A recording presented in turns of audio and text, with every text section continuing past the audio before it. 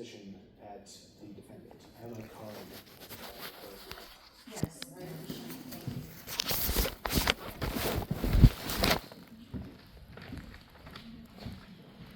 So this was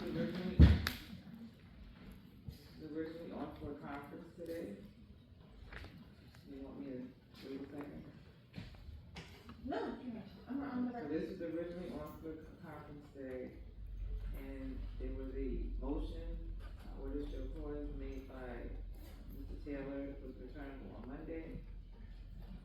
And the court, decided to order a show cause in Mr. Taylor's favor. He was looking for an inquest based upon the fact that he was not served the answer within the requisite 20 days.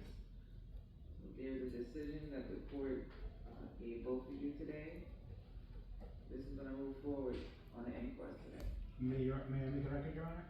You can make a record, counsel. Your Honor, respectfully, I believe that the court has overlooked a number of different. You should be making a record in terms of addressing the motion. Yes, Your Honor. Right. But not on this, not on the inquest. I'm moving forward on the inquest. I understand, Your Honor. I'm still able to cross-examine on the inquest, and I would also make the application to the court. Well, let me start with the motion. Respectfully, Your Honor, I think that the court has made a mistake for a number of different reasons. Firstly, the answer was timely served. It was served on February 20th. I have a printout from stamps.com demonstrating that it was served, and that it went out and it was delivered. I don't know why USPS is not tracking that number. I did not forge that number. I'm an officer of the court. There's not even been a dispute that he received the answer that was postmarked February 20th. That is the dispute, sir. So let me stop you for a second. There's more. Hold on a second. So looking at the papers, there was an affidavit of service by you. Yes. Or S/, not your original signature. I'm sorry, Your Honor. With S/, not counsel's original signature. So someone S/, another affidavit of service. It said that the answer was served on February 18th. Yes, Your Honor. That was Let me finish, sir. I'm speaking. The individual verification of someone from Queens Wellness Medical Care was dated February 19th. So you could not have sent out a verified answer on the 18th, because that wouldn't make any sense. So, that's nowhere in the opposition papers, anything about that affidavit of service. The next affidavit of service will be sent there on the 20th. And there was a UPS tracking number, which the court tried various times put it in, it's not valid. It's not valid.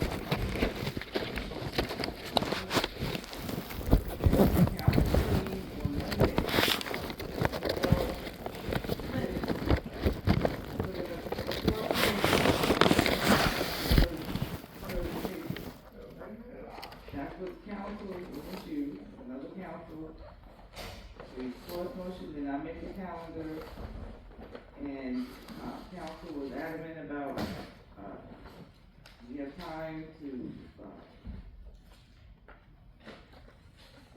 oppose this in some way where if you served it timely, why would you be looking to cross move for additional time?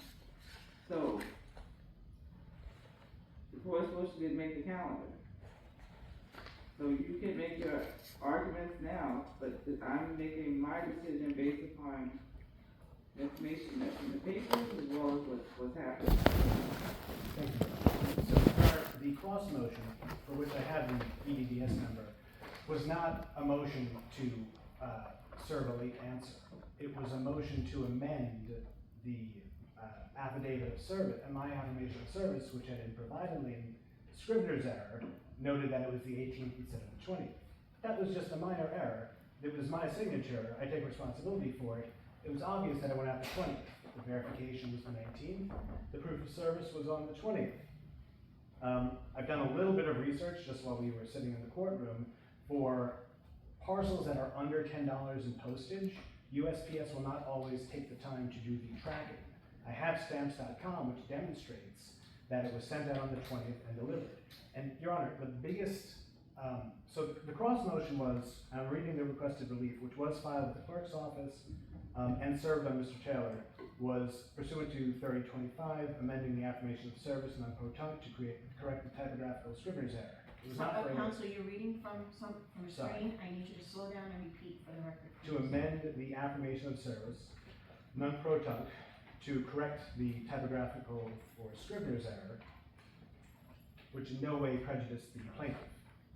We also were stating that we were also requesting, the motion was also to dismiss the complaint because it fails to state a claim, it fails to state a cause of action. This was timely filed and served, Your Honor. I don't know why it's not on the clerk's calendar. It wasn't on the calendar on Monday. I know, it was, but we have the ETDS, which has been I don't know provided from what October happened, 10th. so at this point, you're gonna have to move to do whatever you need to do. But there's more. The biggest thing that I believe, respectfully, Your Honor, that the court overlooked is that when an answer comes in, any individual, pro se or attorney, has 14 days to file a notice of rejection of that answer. And if they fail to do so, it is deemed accepted. So even if Mr. Taylor is claiming that it was late, he accepted the answer. He didn't make his motion for, there is no notice of rejection included in his application for an inquest. So let me ask you a question. Under the court rule and the statute case law, are you supposed to serve an answer and then file it? I do both at the same time, Your Honor. We do it through EDDS, and we send out mailings at the same time to. So this is the issue. Mr. Taylor said he never received it. That's why we're here. I know that he's claiming that, Your Honor, but hold on, let me just pull up his motion. We have proof that he was served. We served it with the court. One second, I'm just pulling up his order to show cause.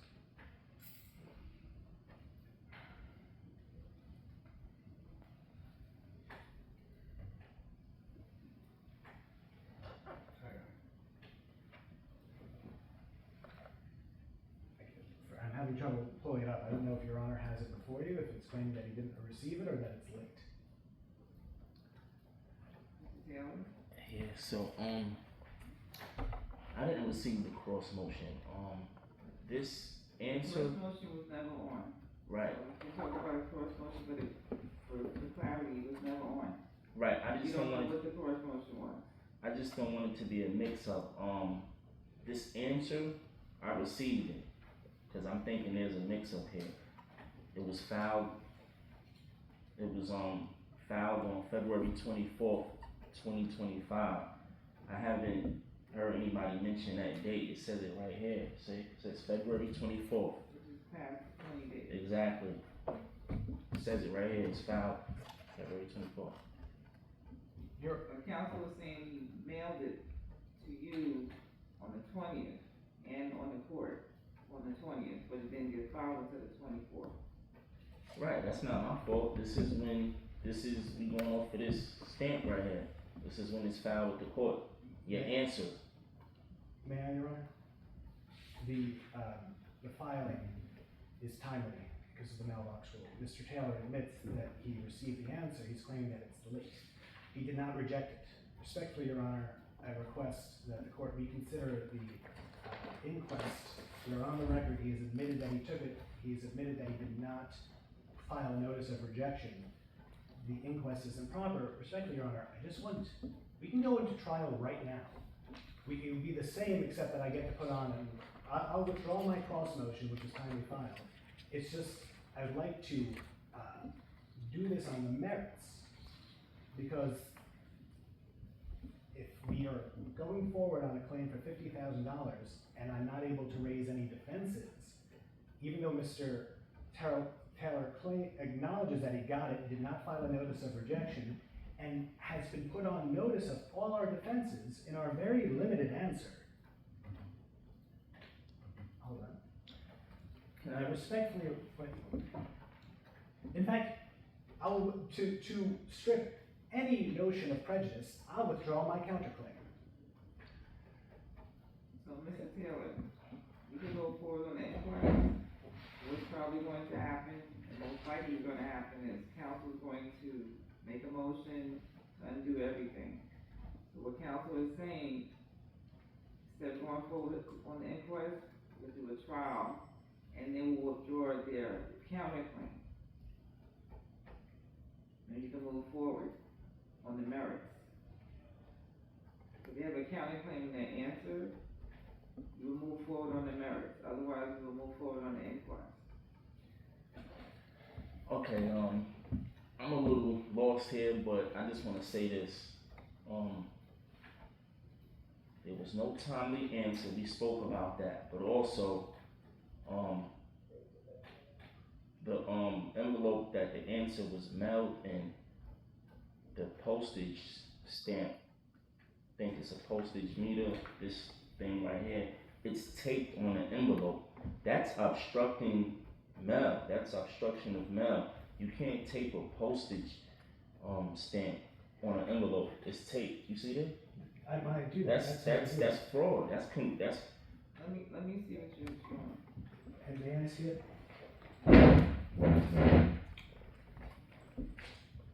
Your Honor, may I take a picture of this? I don't want to take my camera out of the court without being recorded. Take a picture of it. Thank you, Your Honor. You want This to is- see them? I don't know if this is No, you wanna take it recorded. off? Yeah, is it recording? I don't know what's happening. No. I don't think it's recorded. This is, mail cannot be read when tape is over the postage. Your Honor, this is how I mail every parcel. That is obstructing mail. I don't know how that's obstructing mail. It The is. problem that the court had was the tracking number. You couldn't pull up the tracking number to see when it was delivered.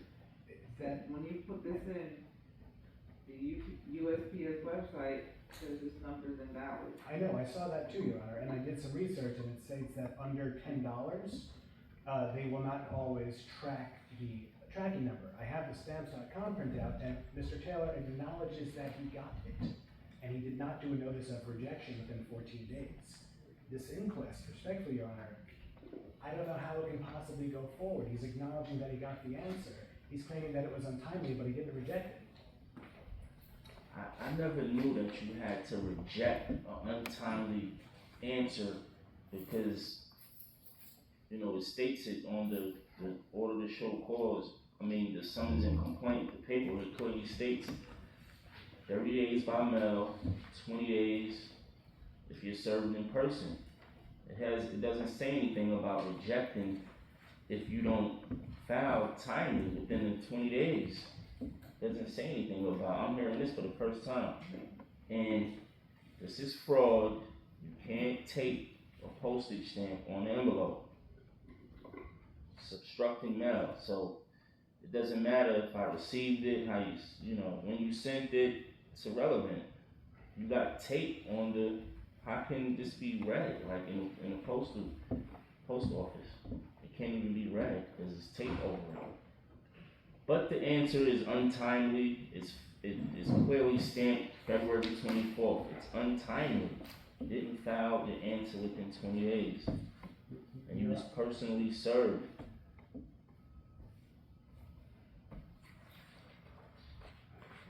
Your Honor, it's clear that the answer was accepted, not rejected, and further, the attempt to escape any sort of merit or defense being raised patently goes against public policy. There was no need to do a motion for a late answer, nor was one filed, because there was no late answer, Your Honor. That was my understanding. I What the understand. attorney said on Monday.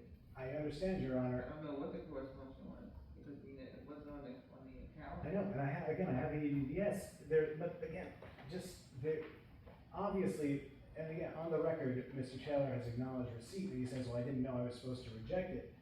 Respectfully, ignorance is not a defense. I've had to deal with the consequences of not knowing rules and laws myself as a practitioner of law for 15 years, and saying, well, I didn't know I was supposed to do that. It doesn't change anything. Again, we're ready to go forward for trial, but I would remove my application that the inquest, that, respectfully, Your Honor, your order,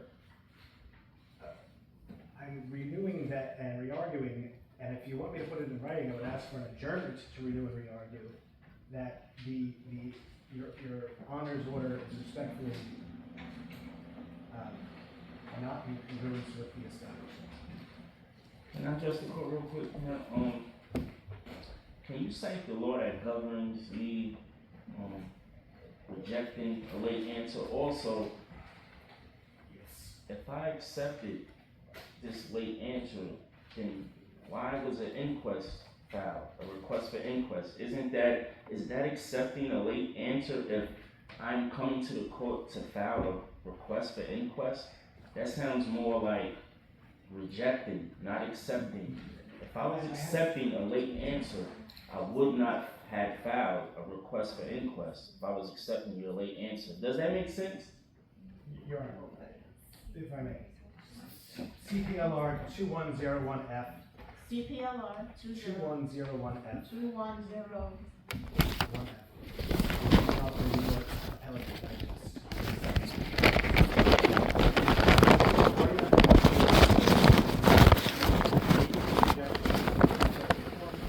Unless within 15 days after the receipt thereof, the party on whom the papers are served returns the paper to the party, Receipt of the parties on whom the papers were served. returns the paper to the party, serving it with a statement of particular objections. Specifically, and I got it wrong, Your Honor, I said 14 days, it is 15 days under the CPLR. I understand Mr. Taylor's perspective. He went and filed an inquest immediately. That doesn't mean that he gets to circumvent the CPLR 2101F. The reason this law is here is because of this exact situation where there's confusion as to whether or not the parties believe that a timely service has occurred. If he had mailed me back a rejection, I could then have immediately moved for a late answer and noted, hey, it's not a late answer, it was served on the 20th.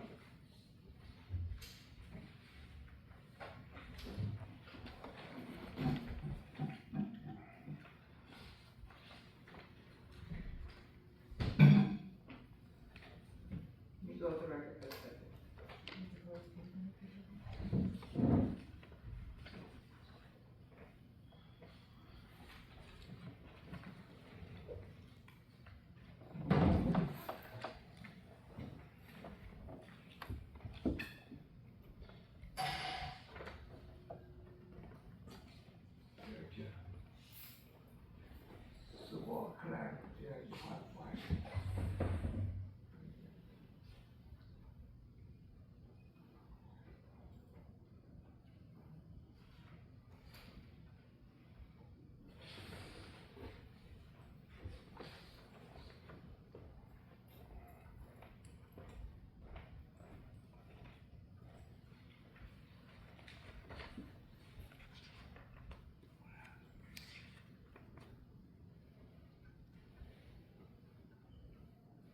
Right.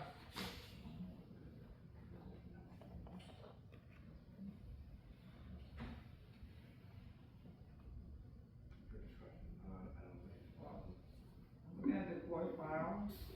seeing- Back on the record, Yes, back on the record. Looking at the court file on February 24, 2025. Same day that apparently he filed the answer. Mr. Taylor filed the request for an inquest, which was taken by the court. So, I'm not sure what got filed first. That doesn't matter. It doesn't matter, sir, because you're saying that he didn't reject the answer, he filed a request for an inquest, as if there were no answer.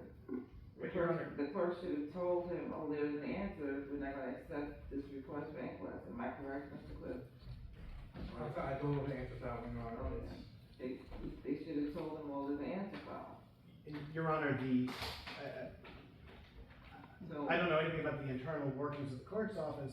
All I'm saying is the filing of an inquest, of a notice of inquest, does not obviate the standard of 2101. listen to what I'm saying, sir. If your answer, say for instance, he came 10 o'clock in the morning and filed a request for inquest, Mhm.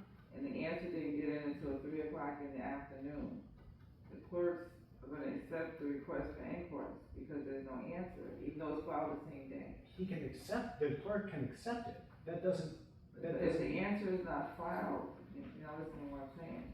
If the answer is filed the same day as the request for inquest, we don't know, presumably your answer got filed after the request for inquest. You're saying he didn't reject the answer, he filed a request for inquest. That is Your saying that there is no answer. Your Honor, there is. He has to reject it. He does not have to reject an answer that's not filed at the time he filed the request for inquest. No, Your Honor, that's not what 2101F says. It says upon receipt, if you're rejecting it because it's late, you have to file a notice of rejection and send it back to me and file a notice of rejection with the court.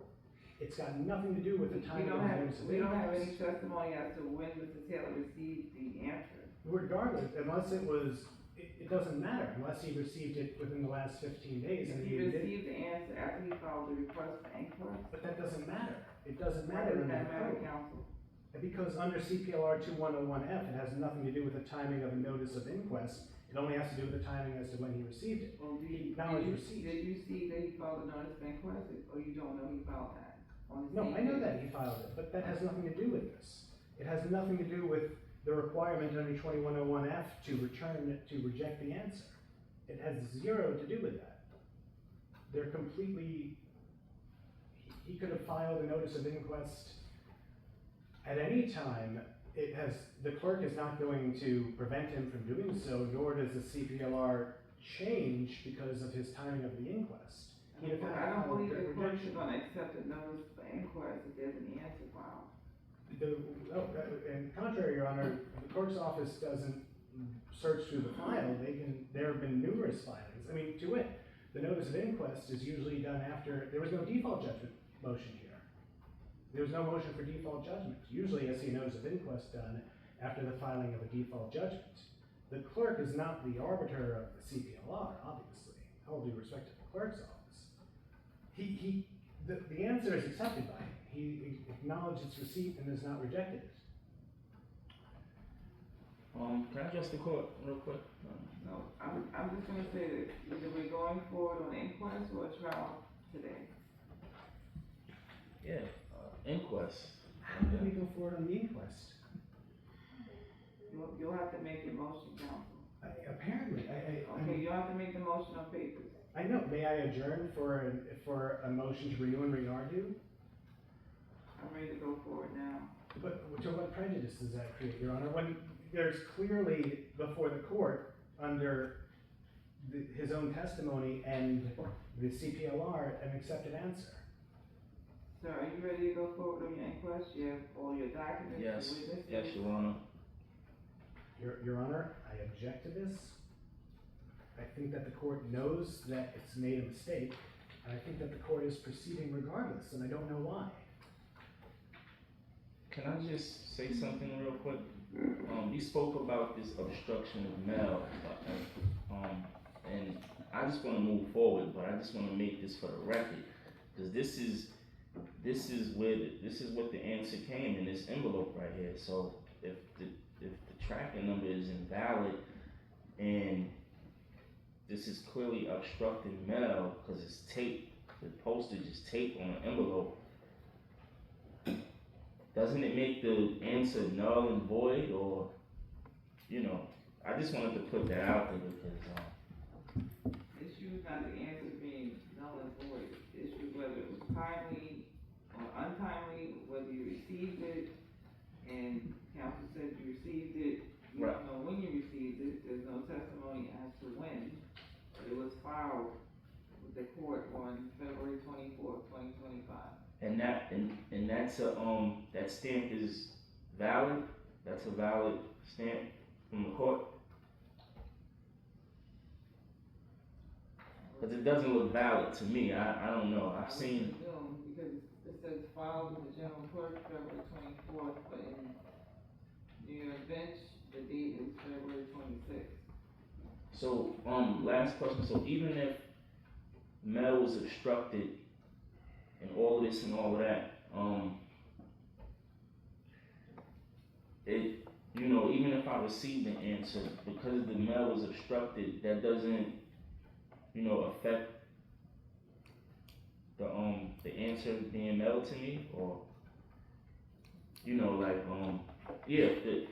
the answer I received it, but the mail is obstructed, does that have any bearing on the matter? Not if you received it. Okay. So again, I don't know when you received it. You don't have. Well, I know when I received it because it's on an envelope. It was February 28th.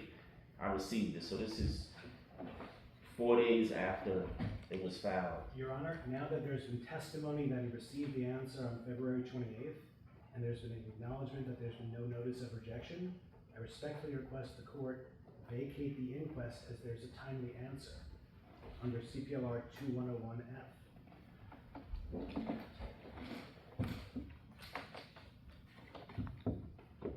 How was that a timely answer? Because, Your Honor, a failure to reject it within 15 days creates a timely answer.